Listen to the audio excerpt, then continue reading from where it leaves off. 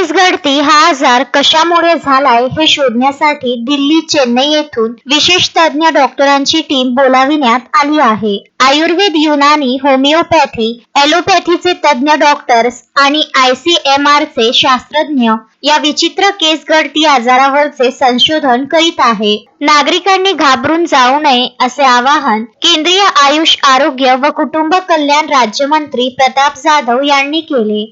एक विचित्र आजार ज्याला आपण म्हणू, याचा अनुभव कधी आला नाही किंवा देशभरामध्ये सुद्धा कुठं असं कधी घटनाही घडला नाही.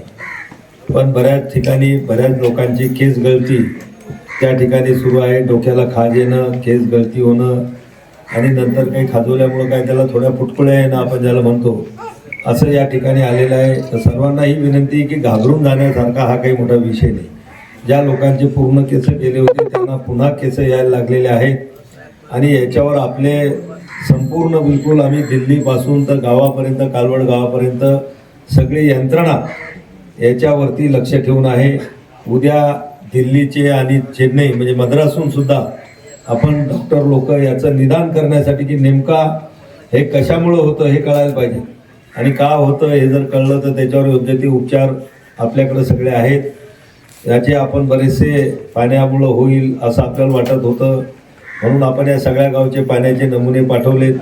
पण तसे पाण्याच्या नमुन्यामध्ये काही असं की ज्याच्यामुळं केस गळतील असे काही घटक त्याच्यात आढळलेले नाही. तर त्याचे सुद्धा सॅम्पल आपण घ्यायला लावले.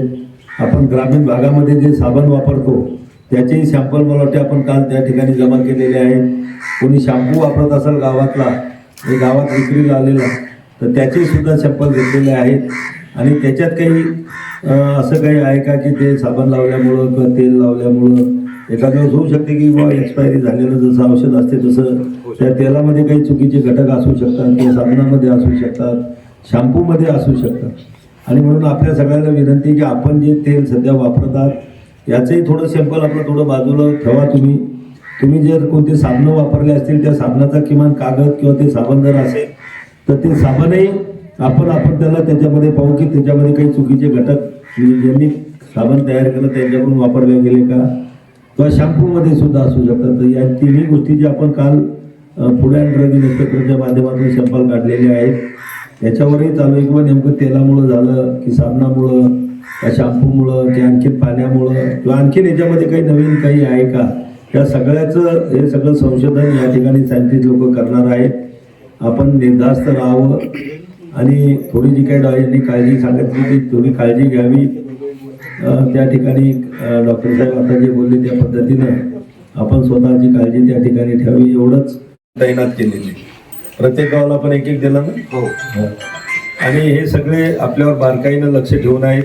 फक्त आम्ही एवढी विनंती करण्यासाठी आलो की हा काही फार घाबरून जाण्यासारखा हा आजार नाही. थोडा विचित्र आजार मात्र नक्की की ज्याला आपण केस म्हणजे आपण आपलं सौंदर्य त्याच्यावर तर आपलं अवलंबून असतं आणि विशेष करून त्यात महिलांमध्ये मोठं काळजीचं वातावरण आहे, लहान मुलांमध्ये आहे, मुलींमध्ये आहे आणि आपल्यामध्ये ते असतील किंवा केसासाठी आपणही बरेचसे प्रयत्न करत असतो त्याच्यामध्ये जाऊ नये म्हणून.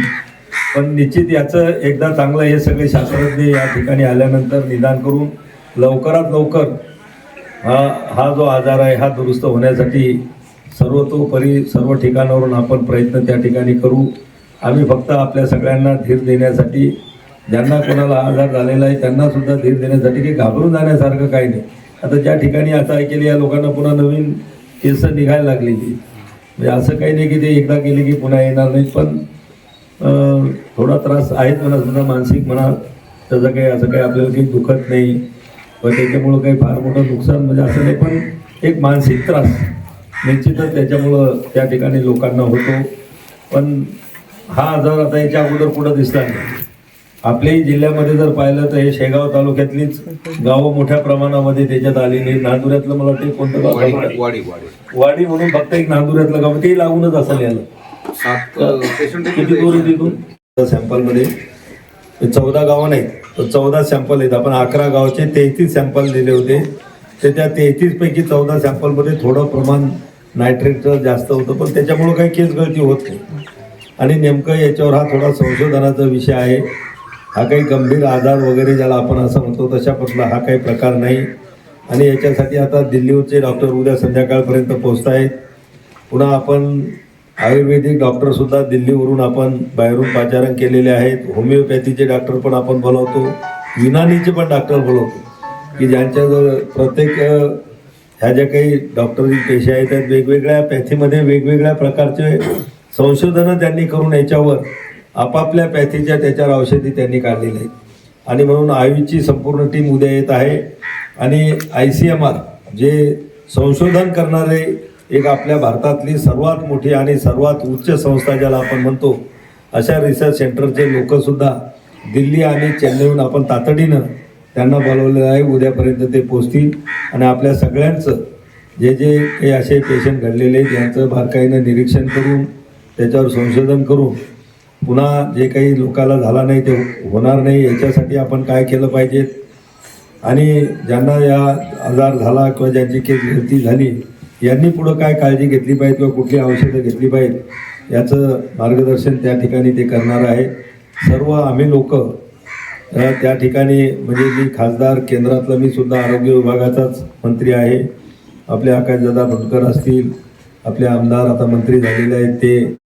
पण ठीक आहे, हे असं जर त्या ठिकाणी काय होतं निश्चित याचं सगळं निदान त्या ठिकाणी ताबडतोब केलं जाईल आणि त्याच्यावर उपचारसुद्धा शासनाच्या वतीनं त्या ठिकाणी तात्काळ केले जाईल. बुलढाणा जिल्ह्यातील शेगाव तालुक्यातील 11 गावामध्ये नागरिकांचे केस गळती होऊन टक्कल पडत असल्याची समस्या निर्माण झाली आहे. 11 जानेवारी रोजी केंद्रीय आयुष, आरोग्य व कुटुंब कल्याण राज्यमंत्री प्रताप जाधव यांनी केस गळती बाधित गावांना भेटी दिल्या, रुग्णांसोबत संवाद साधला आणि आजाराविषयी जाणून घेतले. हा आजार पहिल्यांदाच उद्भवला असल्याने आजाराच्या मुळाशी जाऊन संशोधन करणे गरजेचे आहे. या दृष्टिकोनातून केंद्र आणि सरकारच्या आरोग्य विभागातर्फे उपाययोजना सुरू आहे. घरगुती वापरातील तेल, साबण, शॅम्पू या उत्पादनांची तपासणी अन्न व औषध प्रशासनाच्या अधिकाऱ्यांकडून करण्यात येत आहे. नागरिकांनीही या उत्पादनांची मुदत बाह्य झाली आहे का